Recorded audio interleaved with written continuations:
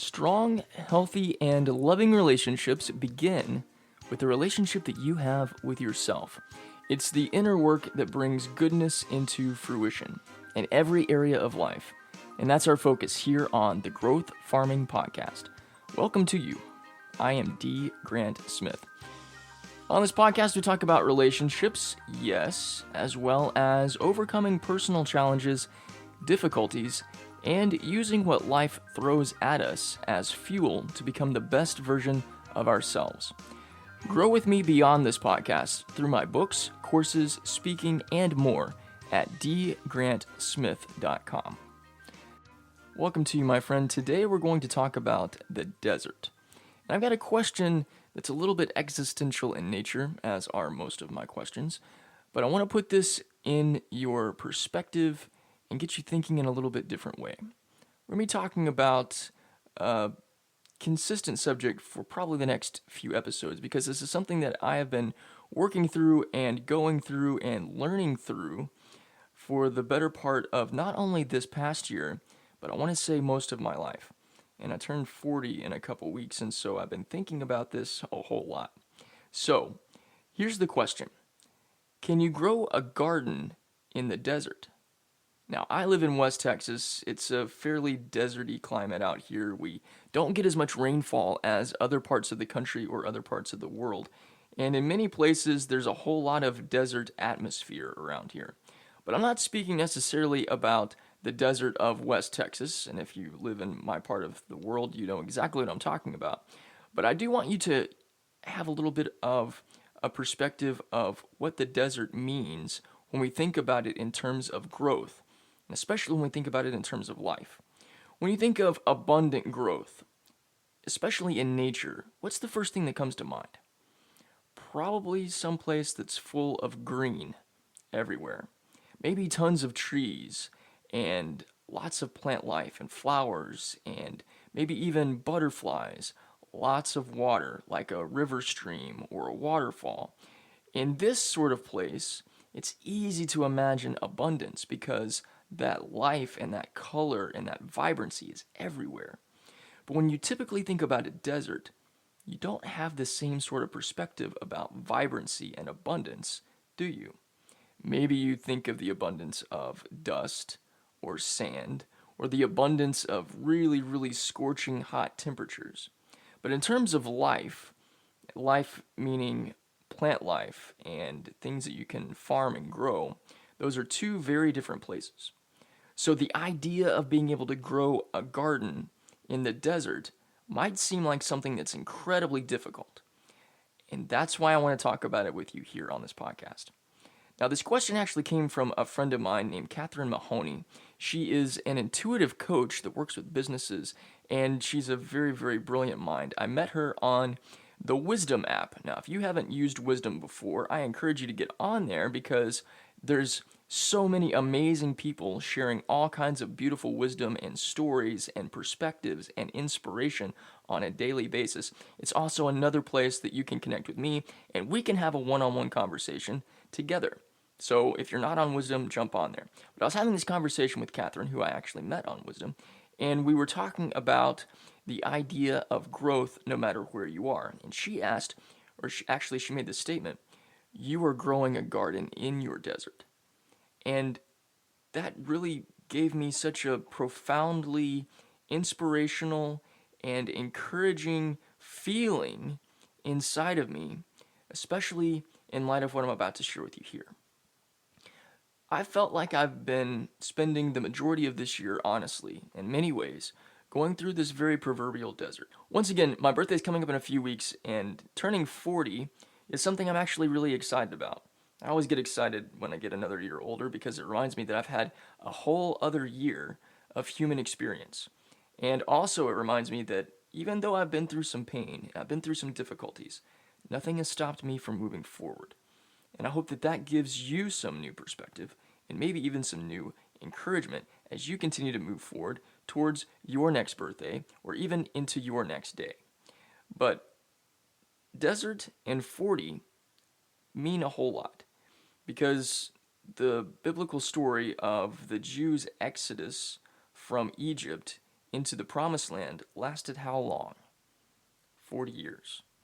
And in that story, they wandered in the desert for 40 years before they were finally able to cross over into the promised land. Now, when I think about that story, that gives me a little bit of hope.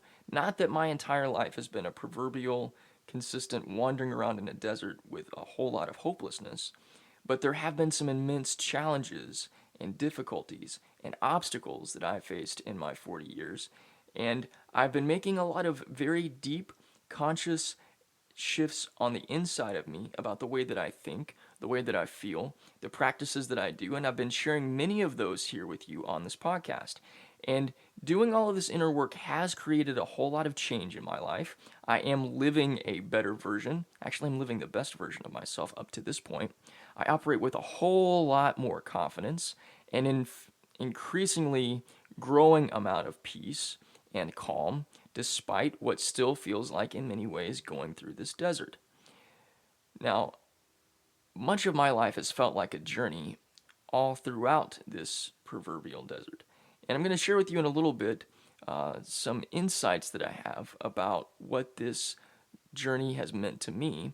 And if you've gone through some similar things, a new way of looking at the difficulties or the trials or the struggles or the challenges that you've been going through or that you've faced that will not only give you a sense of hope, but my intention and my desire is that it also gives you a new perspective of the way that you look at yourself from a place of maybe feeling like you don't know what to do or you're trying to figure it out and that's caused you a whole lot of stress, into seeing yourself as a champion, seeing yourself as a victor, and see yourself as someone who has what it takes and actually is doing amazing work that is going to be revealed to you in more empowering and beautiful, tangible ways. Now, for me, there have been quite a few trials and struggles and difficulties and challenges in my spins around the sun.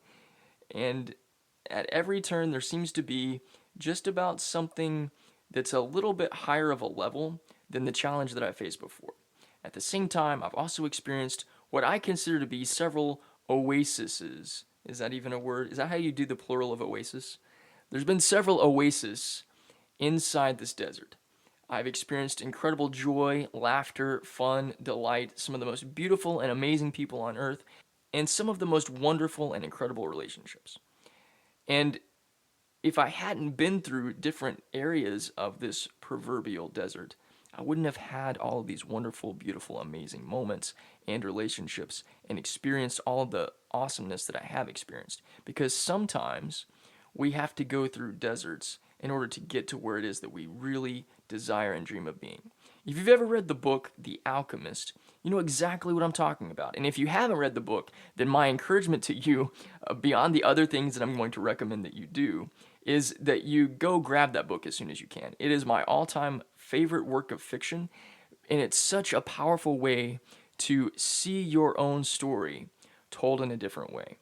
But the overall gist of the story is this young shepherd boy in Spain has a dream, and from this dream there's this revelation that comes to light that there's this treasure that's waiting for him, but he has to go to the pyramids to be able to find it. Now, he doesn't know what the pyramids are, he doesn't know where they are, but he starts asking people around, sells off all of his sheep, changes his job, work, and everything that he does, and goes on this adventure to find the pyramids so that he can find this treasure.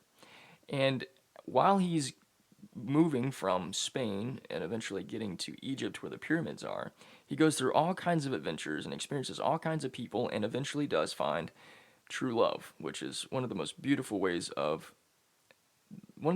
stories of true love that I've ever read or experienced before. But ultimately, the shepherd boy has to go on this adventure and go through all these different series of deserts and incredible challenges to be able to get to the desert to find out where his treasure actually is. And in so many ways, our lives are like that. Now, I don't know what kind of work that you do. I work, again, in the entrepreneurial space. I do work as coaching people.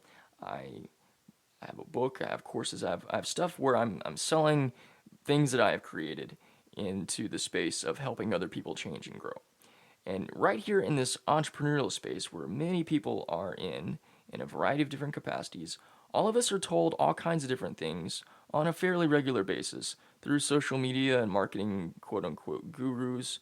By the way, I don't believe in gurus or experts because nobody is a master and knows everything. But, anyways, there are people that sell themselves as that. And they are people that are telling us that we have to do certain things in order to grow our business. And a lot of this stuff that they are teaching us involve being on some sort of digital platform like social media or YouTube or TikTok or any of these other things. That we have to do all this stuff and be on all these platforms so that we can build an audience and we can grow and sell and do all this stuff. But basically everything that's being taught and being showcased to us is this. You have to do this, you have to do this, you have to do this, you have to do this, you have to do this, you have to do this, and it feels overwhelming. And if you're in the entrepreneurial space, you probably know exactly what it is that I'm talking about.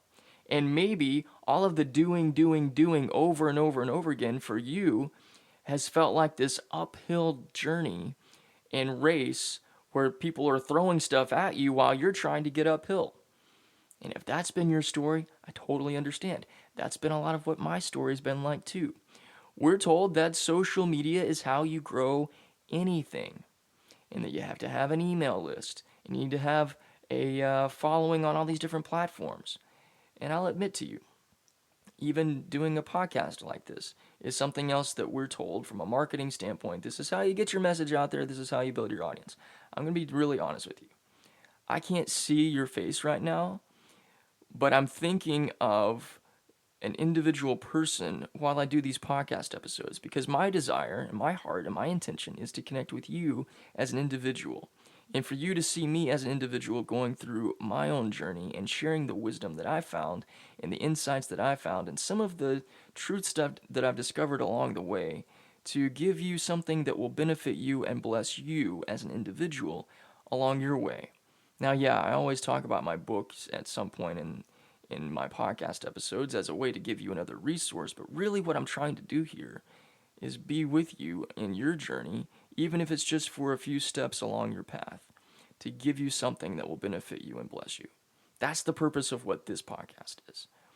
Not necessarily to build an audience. The audience stuff doesn't really matter. You as an individual does. What I'm trying to get at here, though, is all of this doing can feel like you're on a perpetual hamster wheel in the desert. And you run faster and faster and faster, and you do more and more and more. But because so much of this digital landscape is very impersonal, it doesn't really show us the progress that we're making. Especially if, as an entrepreneur, you want to grow your business, you want to serve more people, you want to help more people. And sometimes we do all this work and we don't see the tangible results from it. And when you don't see tangible results from the work that you do, that can feel really debilitating. It can feel like a total, I don't want to say waste, but it can feel like it can take the air out of your lungs, take the air out of your wings. It can make you not want to take another step. It can make you even question, is this idea of the quote-unquote promised land, this place that I've been dreaming of where I've reached this new level of success and success keeps happening for me over and over and over again, and I'm able to help way more people, and I'm prospering in all the things that I do, and I've got amazing relationships, and I feel good every day. Is that even a reality? Or is that some sort of fake dream that I made up so that I would feel better? And did I buy into somebody else's notion that this was something that could actually happen? Or is all of this just a facade? Now, if you've ever had that thought, welcome to the club, man. I've had that thought a lot, to be honest with you. I've had that thought a lot, especially in 2021. But there's a lot of stuff about the desert that's actually really important. And that's really what I want to share with you here. Because here's something that we need to be willing to face and be willing to address. There is certain degrees, or I guess there are certain degrees, of emotional and even psychological trauma that can happen to you when you experience disappointment. you and I both have hopes and dreams. We imagine that things that we dream about are going to work out a certain way. We do work that we love, and we make something, and we put it out there, and we create this beautiful, wonderful thing. We have good intentions behind it, we have good desires behind it, and we put it out into the world with a desire and a dream for it to do something and for something to be manifest that comes into our reality. And sometimes that doesn't happen. And so it can feel like you're having this debilitating experience by doing the work and not seeing the results. I talk a lot about what I continue to learn from Neville Goddard, who was a teacher and a lecturer in the 1940s, 50s, and 60s. And one of the things that I've learned from him is how faith and your imagination go together. I've talked about that a lot on this podcast, and I've talked about it a lot on my blog as well. But Neville has helped me redefine what faith means. And I'll be honest with you, I spent, almost 40 years in church, and I didn't really understand what faith was in a cognitive standpoint prior to reading his work. But Neville Goddard defines faith as unwavering loyalty to the unseen reality within. And that's exactly what it is. You have a desire for something, and maybe you put that desire into prayer. Maybe you put that desire into meditation. Maybe you put that desire into writing in your journal. Maybe you put that desire in a whole bunch of different places. Right now, your desire isn't something that you're experiencing. And so you use your faith to imagine what it would look like and what it would feel like for you to experience this desire that you have.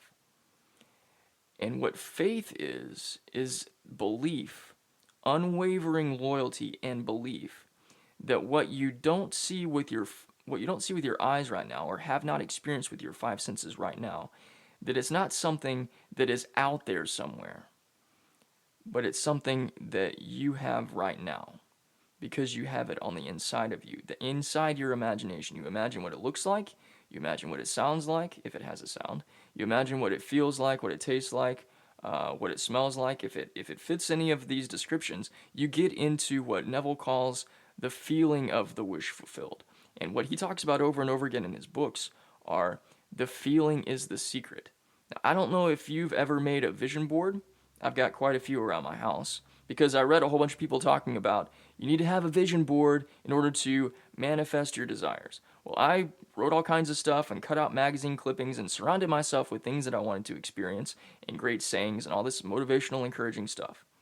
And some of the things that I have put on vision boards, I have experienced in some very kind of early stage sort of ways. But a lot of it I haven't. And I realized from reading Neville's work that part of the reason why I haven't experienced, to be super honest with you, a lot of the big things that I've been dreaming about for a while is that I wasn't putting my feelings into what it was that I was thinking about or focusing on. The visualization is an important thing because the imagination from a visual standpoint is a big part of this deal, but you have to get into the feeling. Now, a couple books that Neville has written that talk about all this include The Law and the Promise, At Your Command, and one of my personal favorites because it talks so much about gardening metaphors, Seed Time and Harvest. Now, one of the things that Neville doesn't necessarily dig into all that much because it wasn't his focus, he doesn't talk about the shifts that have to happen in your mindset and even in your emotions if you are not trained or used to accessing the part of your mind that can envision something beautiful and amazing from what you're going through in the moment. Or if you are not necessarily emotionally in tune with yourself to be able to get into a state of joy and get into a state of excitement and get into a state of happiness, especially if you've been through some really, really difficult times. Because when we go through difficult times, what ends up happening to us most of the time is we shift our focus and focus on the difficulty. We focus on the challenge. We focus on what's not going our way. And then we get into the mode of trying to, quote unquote, figure it out, which only perpetuates the hamster wheel in the desert. because all of our focus is on the problem and the challenge and the difficulty and the pain. And as you know, what you focus on grows. So, it can seem like a big stretch to try to get into a place where you're imagining feeling your wish fulfilled, where you're imagining feeling what your promised land would be like. Maybe if you've had business struggles where maybe you haven't had much revenue or much sales, or you haven't had much income coming in for a while, and you've gotten into a place where you're starting to really get really worried about it. Maybe even to a place where you're starting to panic a little bit. And that panic setting in, that's an emotion right there. That's a feeling state.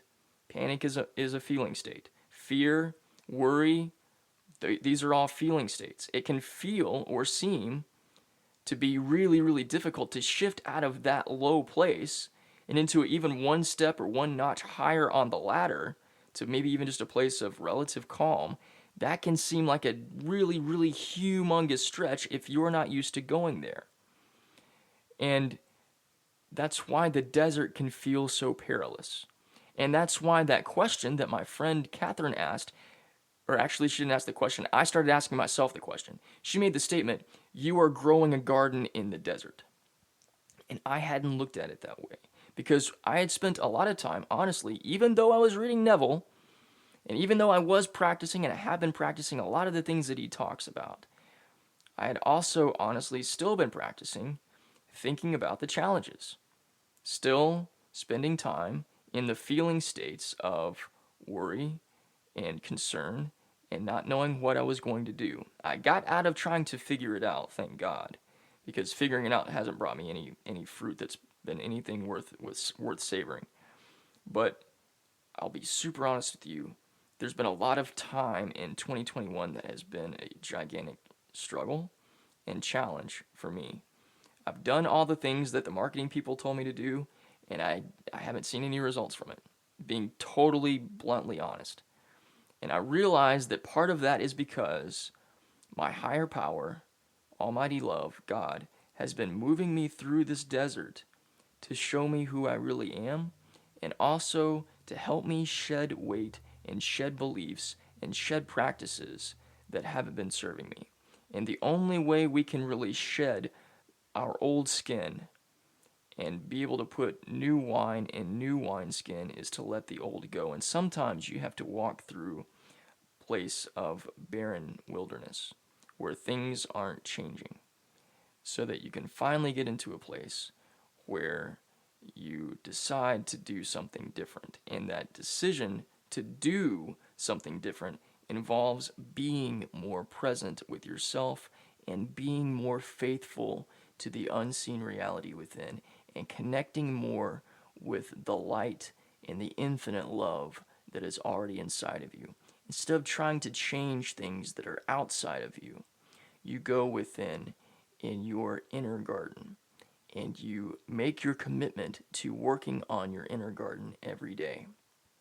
Because you are the garden that matters. Your heart and your mind, that's the garden that matters. And the external might look like a desert, but the more you grow love and the more that you sow connection with the divine within you, the more the desert begins to shift and the more the desert begins to change. Now, I will admit that the earlier parts of this year, probably springtime and the early parts of the summer, I went through, from a, I guess, entrepreneurial standpoint, I went through a little period of a burnout. And burnout from just doing all this stuff and feeling like I was on this never-ending hamster wheel and I wasn't seeing changes happen.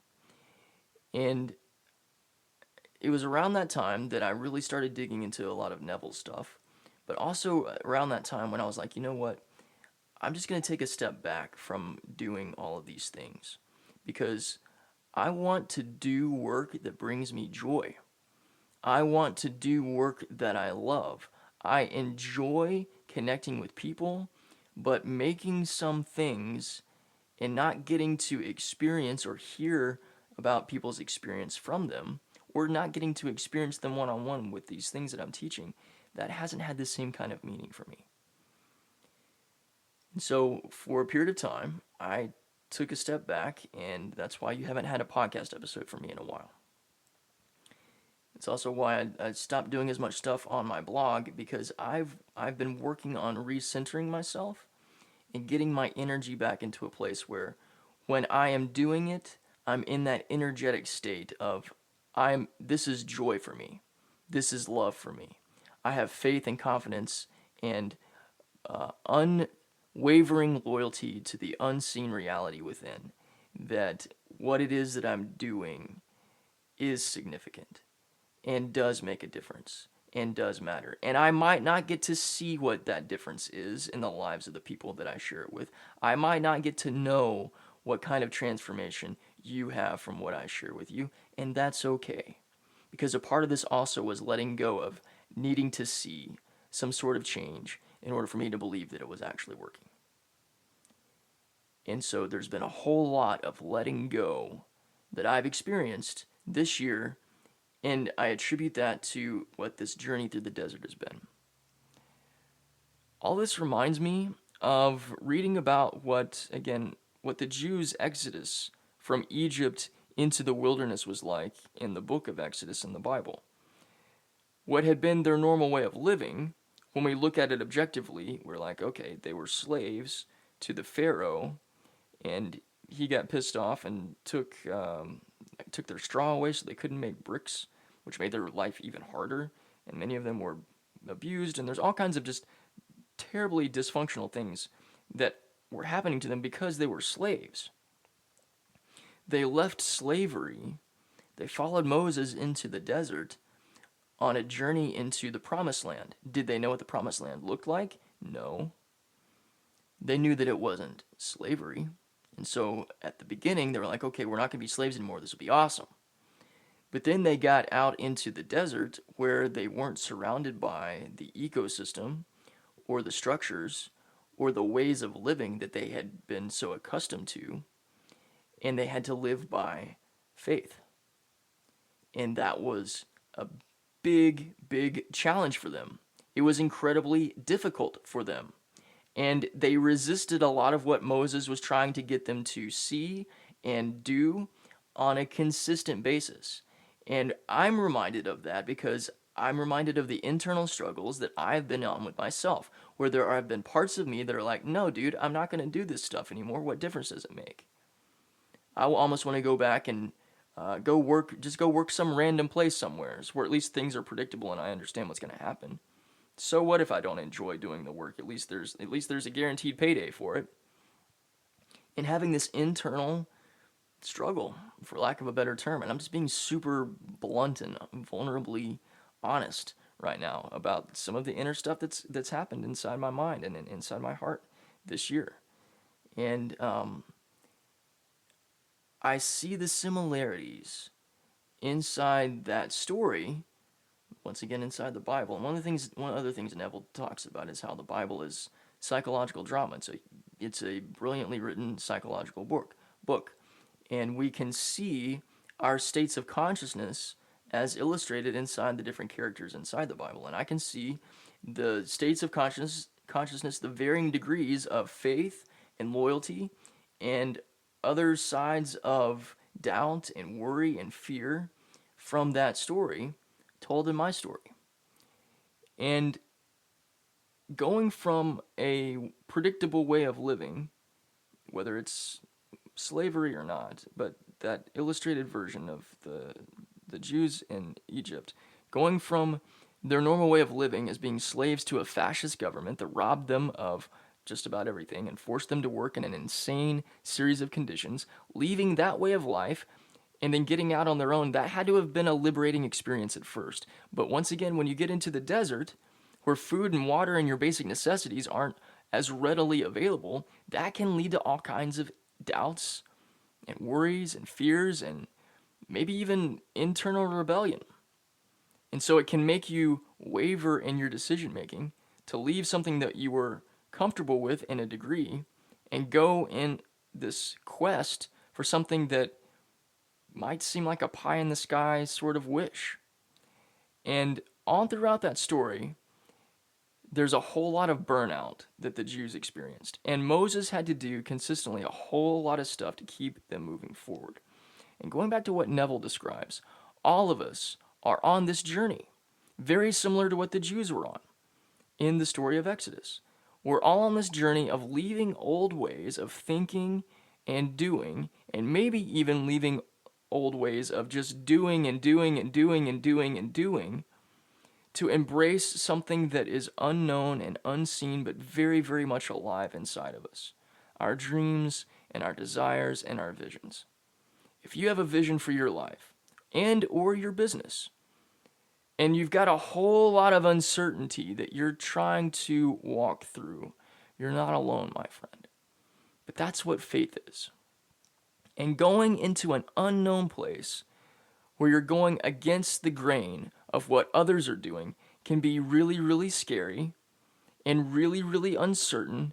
And you can feel like you're all alone in this perpetually endless desert. Hey, I feel your pain. For the past several months, I've gotten pretty tired of feeling like I have to check off all these boxes on the social engagement online marketing world. And again, that's why I haven't done a lot of the content creation stuff that I had been doing more consistently. And I've got a whole list of things that I do want to teach and that I do want to put out on platforms like this here on this podcast and videos that I want to make. I've gotten the opportunity to do some speaking over the past couple of months, and I've been really excited about that because I get to see people. I get to be one-on-one with people, in a sense, and communicating that message, which is very similar to the message that I'm communicating with you here. I love doing that. Ultimately, I love teaching, and I consider that to be the work that I do. I don't consider myself to be a content creator. I do coaching work, but I don't really consider myself to be a coach in that same sort of capacity. Ultimately, I'm a teacher. What do I teach? I teach love.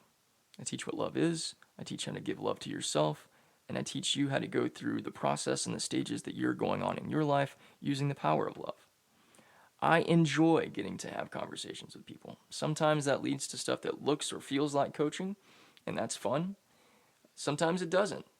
But for me, the thing that gets me through the desert is using the wisdom and the incredible perspective that my friend Seth Godin gave me about 5 years ago. If you haven't heard this story before, this will be the first time. Awesome. If you have, you get to listen to it again. I used to feel, again, I felt like I've been in this kind of perpetual desert for a while. And about 5 years ago, I kind of had this revelation of reading. I'm a subscriber to Seth Godin's email. And every day, every morning, usually at 4 or 5 o'clock in the morning, he sends, maybe 5 sentences of just this interesting perspective and way of looking at life the way that it is. And a bit of hope, but also inspirational, making a minor change in the way that you think about things and change in the way that you see things. And one day I had kind of this revelation, I guess. Seth feels like Moses in this perpetual entrepreneurial desert that I feel like I'm in. And it seems like every morning when I read his emails that he's saying, hey, take one step in this direction. You'll get closer to your promised land. Well, I sent him an email just to basically say thank you for doing this. And I mentioned I was hosting a podcast at the time called the DIY Artist Route that was geared primarily towards musicians and creative entrepreneurs. And at the end of my email, my thank you email, I just said, hey, I don't know if you do podcasts, but I'd love to invite you to be on mine. The messages that you shared are perfect for the people that I talk with. And Seth was, he wasn't doing any podcast interviews at the time, actually, with one exception. I think he was on Tim Ferriss's podcast, and he was on Tim Ferriss's podcast, and he was on my podcast. And that was the only 2 podcast episodes that he did for a span of time before he started doing a few more. But he jumped on with me, and we talked for about 15 minutes or so.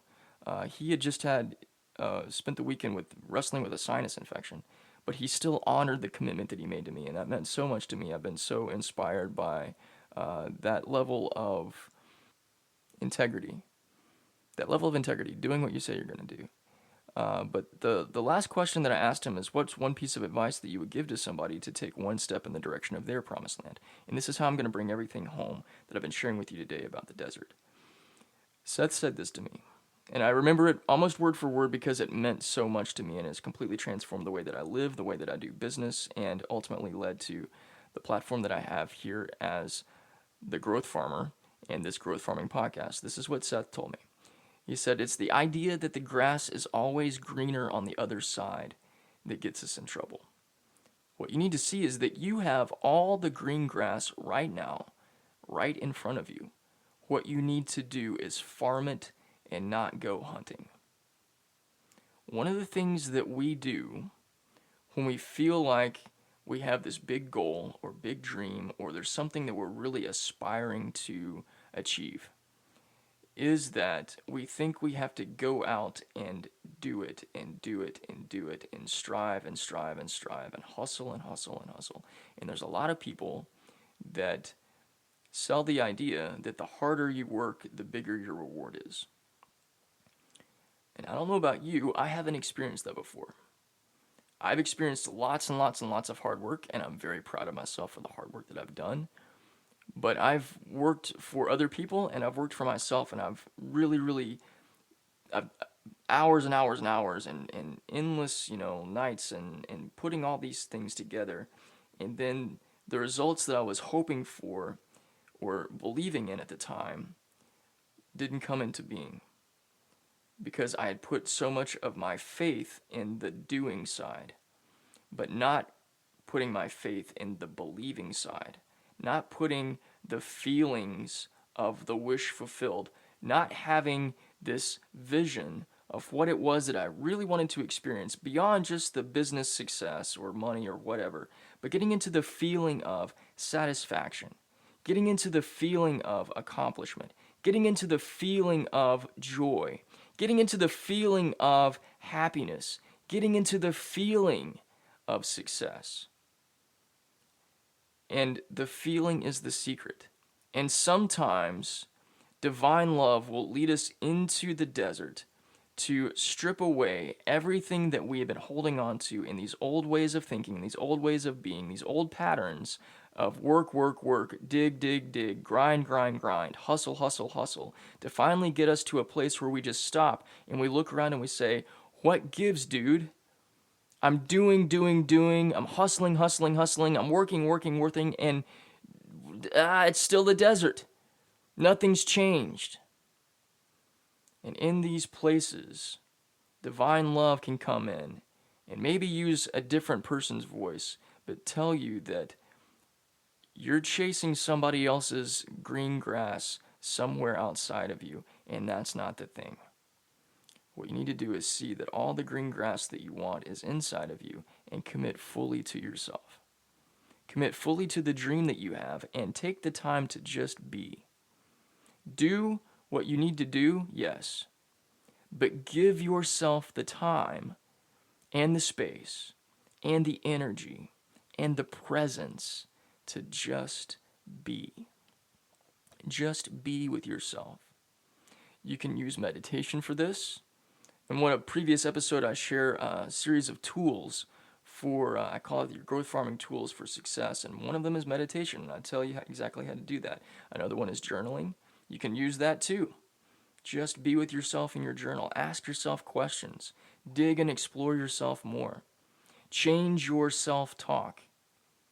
Change your self-talk from hoping and wishing that things will turn around and change and step into a place where it's already done and you believe it to be true on the inside of you. And as you use affirmations to change your self-talk, every single time you do that, you're watering the seeds. You're watering the seeds. You're giving them sunlight. You are cultivating the soil of your garden inside. And that's the work to do. And opportunities start to show themselves. And your unwavering loyalty, that word's very important, unwavering loyalty to the unseen reality within, that's where the blessing comes. And also sometimes, The desert is there and given to you as a gift. This is what I've been experiencing.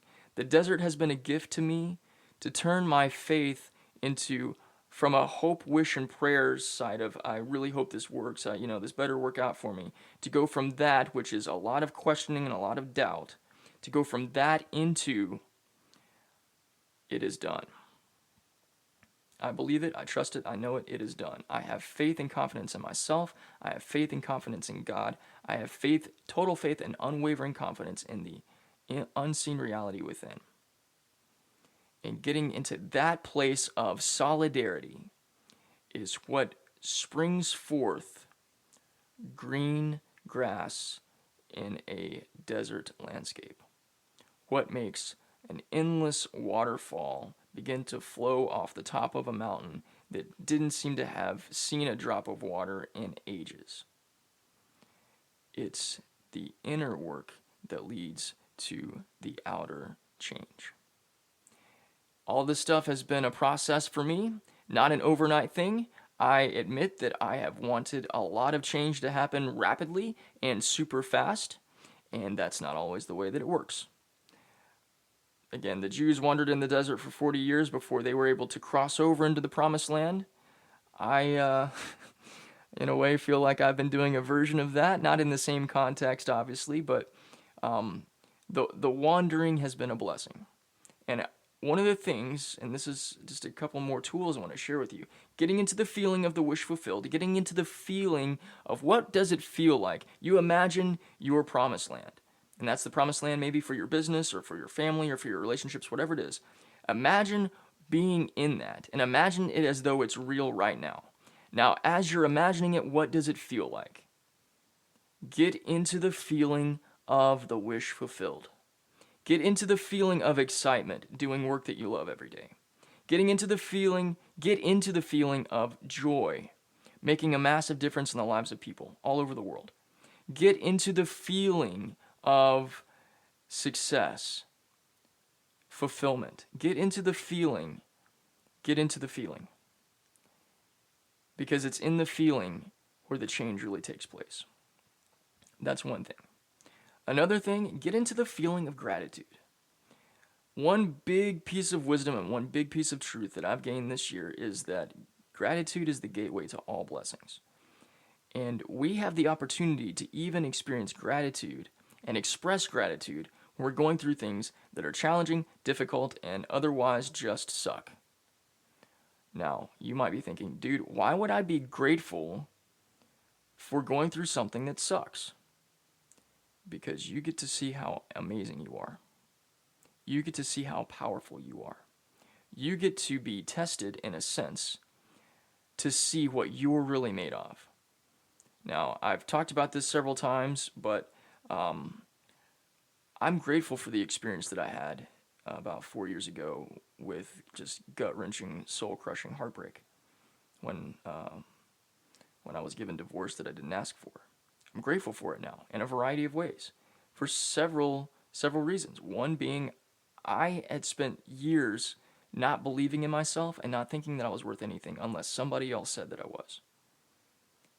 I had spent a period of time up to that point wandering around in this desert hoping for somebody else to validate me, somebody else to tell me that I was good enough, somebody else to tell me that I was worthy, because I didn't believe it in myself. And I was led into another desert after that point to show me who I really am and to change my concept of myself. And from that experience of brokenness has come healing in exponential ways, has come the most wonderful relationships with other people, has come the, separation or people that were not healthy for me, just not showing up anymore and not really talking to me at all, which is awesome. It has led to business success and growth that I wouldn't have had if I'd tried to make it happen on my own. And it's led to the most loving, wonderful, beautiful, amazing romantic relationship of my entire life. And I didn't have any of those things before. The challenge and the difficulty and the pain that I went through that eventually brought me several elements of the promised land that I've been dreaming about, required me to go through difficulty and struggle and trial. And I am grateful for those difficulties, struggles, and trials because it brought me into a different level of consciousness, a different idea of who I actually am, and it totally revolutionized my life. And I wouldn't have had that if things had stayed the same. And your journey through your own proverbial desert is an opportunity for you to grow and change and be transformed. And that's why the desert isn't a curse. The desert is a blessing. The desert is a gift. I'm going to be talking about this a little bit more in the next episode of this podcast, and I encourage you to join me on that when the next episode comes out. Now, I've talked a little bit about growing love from within. I've talked a lot in this episode about the power of transformation. And sometimes the power of transformation happens when you're in a place where things don't feel all that good. I use the metaphor of the desert because the desert the desert seems like a place that's lacking in natural resources. And sometimes when you're in a place where you're stripped away from everything that you had that made you feel comfortable, that's actually where the real work gets to be done, because you're not relying on your old ways anymore, and you get to grow in the reality and the truth of who you really are, and that is love. You are love. Now, if you want some more help in taking what I just shared with you, not just one step, but several steps further, then I do want to encourage you to at least go check out my book, which is called Be Solid, How to Go Through Hell and Come Out Whole. You can get it at besolidbook.com.